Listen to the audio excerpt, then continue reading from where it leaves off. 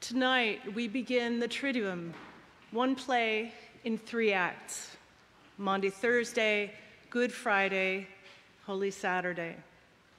The resurrection will come, but in this 3-act play, Jesus reveals the pattern that we know as the Paschal mystery. Namely, there is no resurrection without death. There is no fast-forwarding straight from Palm Sunday to Easter, much as I would prefer that. The only way to resurrection is through the cross, and all of it is set in motion on this night. It's hard, it's emotionally demanding to walk with Jesus as he's betrayed and abandoned by his closest friends, then faces a combination of corrupt government authority and a lynch mob calling for his death and getting what they want. And finally, lying in the grave, going to the place of the dead. The world seems cold and empty and desolate without him. But all of that is still ahead of us. Tonight we remember, we relive the night when Jesus went into all of this. So much is set in motion on this night. It's interesting that while we relive the first Eucharist every time we gather in this place, we only relive the washing of the disciples' feet once a year. But it's not because that part isn't important. It's deeply important. And I want to talk about how the importance of this act on this night is revealed by a gesture so small that we can easily miss it altogether. But if we look closely at this seemingly insignificant gesture, we can see the whole big picture of what Jesus is doing. And it's a picture of reversal, of expectations for the Messiah, of our understanding of how things work in God's kingdom, and of the brokenness of the human condition and all of creation. Reversal. Jesus entered into his passion knowing exactly what he was doing. And not because he was some kind of superhero who didn't feel it all. Oh, no. No. We know from his agony in the garden that he felt every bit of it, dreaded it down to his very soul. And we have to remember, it wasn't just the physical suffering that he dreaded, or even that plus the cowardice of his friends. Jesus suffered the sense of separation from his Father. That is, the feeling of being in hell. Because what is hell but separation from God? Of course, there's no true separation from God, but to feel separated from God, that truly is the fate worse than death. And so he cries out, my God, why have you forsaken me?" And Jesus also, in some mysterious way, entered into the suffering of all of humankind, past, present, and future. Whatever theories of atonement you do or don't embrace, I truly believe that on a mystical level, Jesus in his passion would enter into every experience of suffering that humans had ever endured or ever would. Because of this, when we enter into those experiences of suffering, we can be sure that the eternal one is already there, waiting for us, and will stay with us through it because of love. Having loved his own who were in the world, we hear, he loved them to the end. And then an interesting thing happens. Jesus gets up from the table and takes off his outer robe before kneeling down like a servant and washing his disciples' feet. Jesus takes off his robe. Why? Well, I always assumed it was because he didn't want to get it wet. But I think there's more here. Remember, in John's gospel, the details are always significant. Think back to the second creation story in Genesis. Once the primal couple had been created, we hear that they were both naked, the man and his wife, and were not ashamed. But what happens next?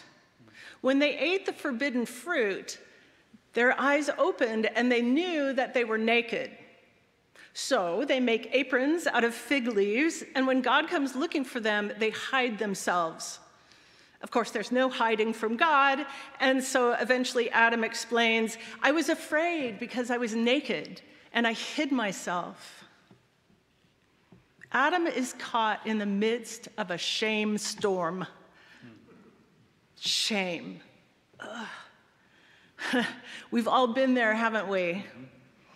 Now, if I'd been God in this piece, I would have ripped those little leaf skirts off of them in a fury and said, think you're not going to die, do you?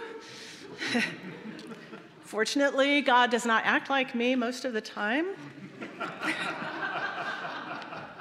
Instead, God shows them grace, sews them nice leather outfits, and sends them on their way to a world in which suffering will always be present. Why go back to this story? Because it's the beginning of the sin-shame cycle, which is so basic to human experience and causes so much suffering. And Jesus is like the parent who says, I don't care who started it, I'm ending it now. So what does he do? He takes off his robe. The impulse of shame is always to cover up. But Jesus reverses this because he intends to reverse the whole sin-shame cycle so that no one will ever need to be or even feel separated from God. Where Adam and Eve make a gesture of shame, Jesus makes a gesture of vulnerable love.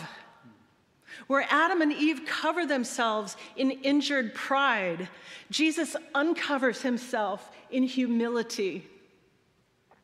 It's a foreshadowing of all that's to come in the next days, and it sets it all in motion. Now, Peter, who in a certain sense speaks for all of us, objects.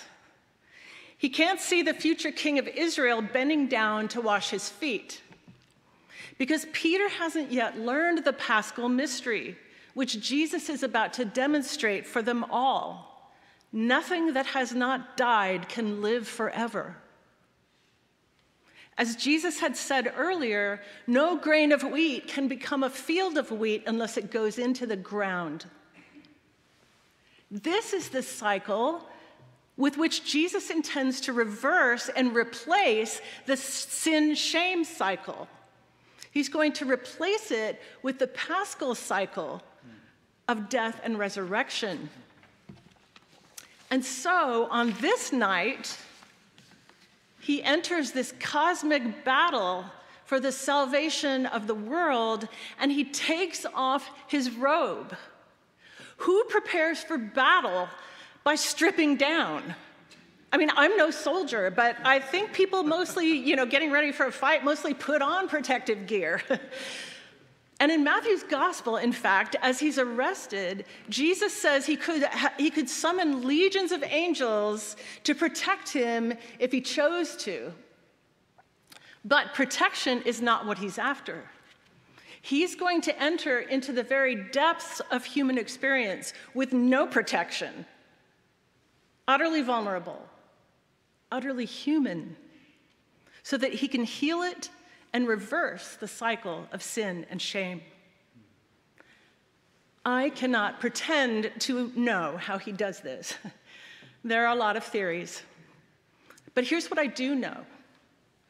Because of what Jesus set in motion on this night, there is no place for shame between us and God. And this changes everything. Jesus stripped off his protective covering, got his face right down to the feet of people who've been traveling constantly by foot for several years. Do you think those feet were pretty? But God's kingdom is all about reversals. The disciples' unloveliest parts were held and tenderly cared for by Jesus until they could say with Isaiah, "How beautiful upon the mountain are the feet of the one who brings good news." He does the same with the unloveliest parts of our hearts and our lives. And in doing so, he interrupts, he crushes the cycle of sin and shame.